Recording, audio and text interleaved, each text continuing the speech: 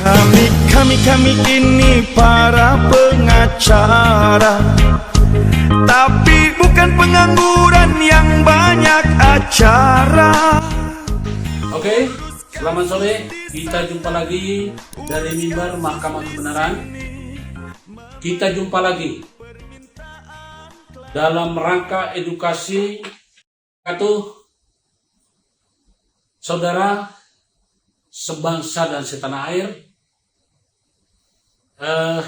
Mendengar kata-kata pengadilan alternatif mungkin bagi sebagian orang itu sepertinya aneh, karena yang dikenal di Indonesia adalah pengadilan negeri, pengadilan agama, pengadilan militer, pengadilan tata usaha negara, pengadilan industrial, ya, yang menyelesaikan tentang perburuhan. Tetapi yang namanya dan lain-lain. Tetapi yang namanya pengadilan alternatif itu rasanya seperti barang-barang yang aneh. Bahkan ada teman saya yang sempat berkata bahwa apa itu pengadilan alternatif? Nah,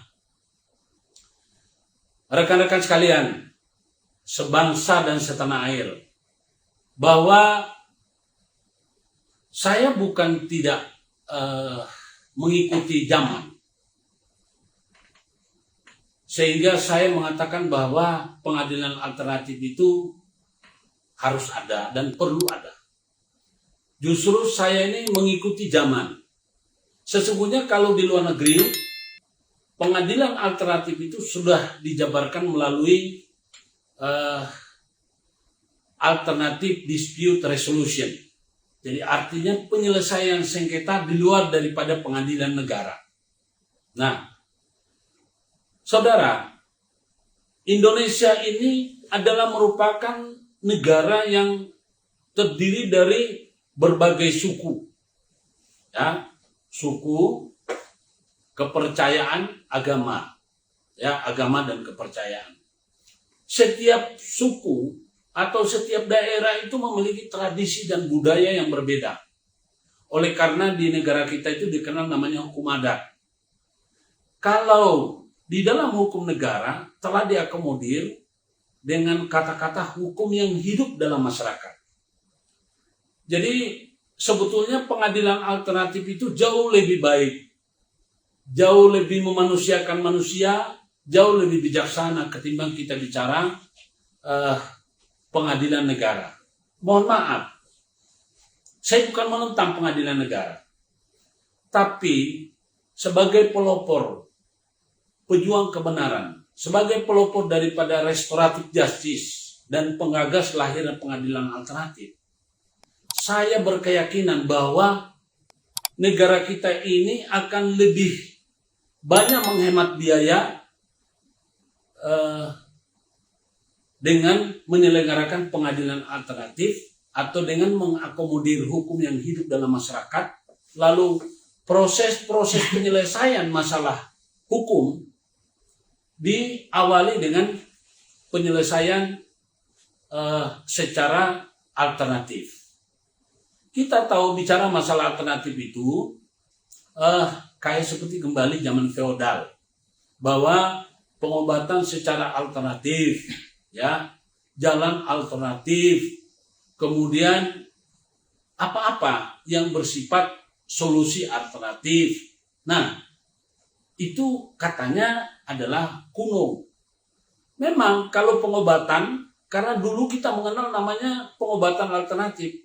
Tapi ingat, ketika dulu belum ada rumah sakit dan belum banyak dokter, ya kita tahu bahwa banyak juga orang yang disembuhkan melalui daripada pengobatan alternatif. Ya, bahkan kalau kita melihat ya hakikatnya dan filosofi daripada hukum hidup, apa sih bedanya antara manusia dengan makhluk lain? Yang punya rumah sakit, yang punya rumah sakit modern atau pengobatan modern kan hanya manusia, ya. Tetapi yang namanya makhluk lain, yang mereka juga mengalami sakit, yang juga mengalami apa, ya, mereka tidak punya rumah sakit yang modern. Nah, dengan kemajuan seperti sekarang ini, untuk satwa-satwa yang dilindungi, ya, atau makhluk-makhluk yang dipelihara, itu ada namanya rumah sakit hewan. Tetapi yang dirawat di sana itu kan hanya hewan-hewan yang memang sudah sudah dirawat oleh masyarakat. Nah, untuk hewan yang tidak hewan liar, itu mereka mengobati dirinya sendiri dengan cara alami. Jangan dikira bahwa kera, monyet tidak mengalami luka. Luka juga mereka itu. Tapi bagaimana mereka mengobati dirinya? Ya, mungkin dengan air liur, dijilat. Ya. Kalau kita dulu dikenal dengan istilah air ditiup-tiup, kemudian ada ramu-ramuan, rempah-rempah yang sekarang juga masih dipakai. Ya. Jadi sekali lagi, saudara sebangsa dan setanah air, saya ingin menyampaikan kepada kita. Mari kita biasakan menyelesaikan masalah melalui cara-cara alternatif yang positif tentunya. Bukan cara alternatif yang radikal atau yang kriminal atau yang negatif. Misalnya, persoalan hukum itu kan persoalan pelanggaran dan kejahatan. Ketika kejahatan sudah terjadi, tidak mungkin kita bisa memulai istilahnya mereview seperti menggulung pita kaset. Ya, tentu saja yang kita lakukan adalah bagaimana melakukan restore, pemulihan.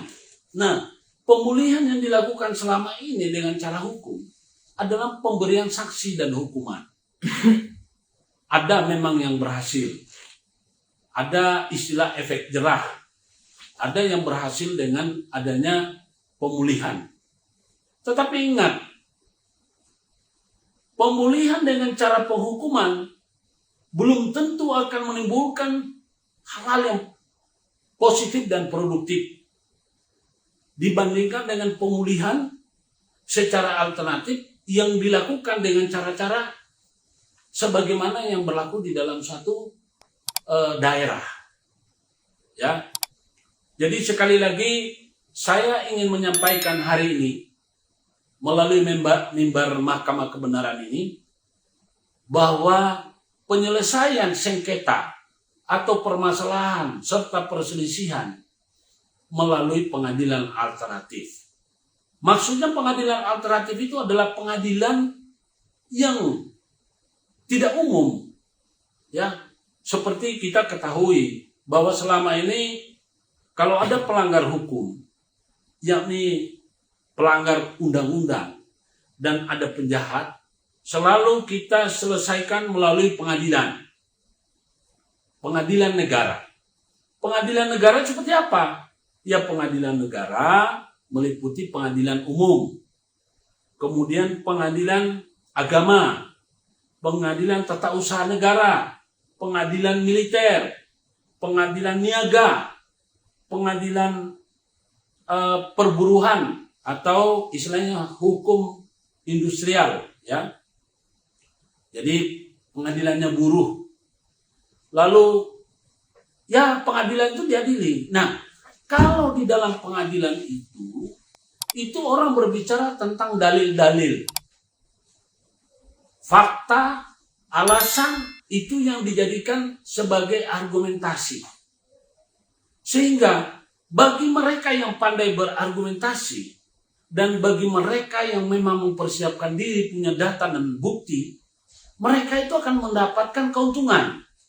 Sedangkan mereka yang memang hidup secara alami, tidak pernah berpikir soal